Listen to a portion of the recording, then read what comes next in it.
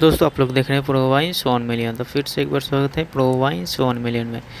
कल Sabrang films award हुआ था और अवार्ड शो में खेसारी लाल यादव का बोल राधा बोल का बेस्ट फिल्म अवार्ड भी मिला और किसी को पता भी नहीं चला। मुझे खुद भी अभी जस्ट पता चला कि जब इस फिल्म में प्रोड्यूसर है विजय यादव जी।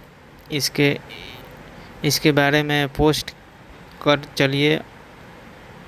अवार्ड शो कुछ इस प्रकार का होता है तो कि एक्टिंग को एक्ट्रेस को पता ही नहीं चला और हम लोग को क्या ही पता चलेगा जब एक्ट्रेस स्टाइल बाजार को तो पता ही नहीं चला। और खेसारी लाल यादव एक एड शूट किए थे जो फाइनली रिलीज हो चुका है, आप लोग देख सकते हैं मोबाइल की स्क्रीन पे, जो कि आकांक्षा पूरी जी के साथ दिवाली ऑफर्स खेसारी लाल यादव स्टाइल बाजार के लिए एक एड शूट किए हैं और बहुत ही खूबसूरत है। जब तक के लिए जय हिंद जय भोजपुरी।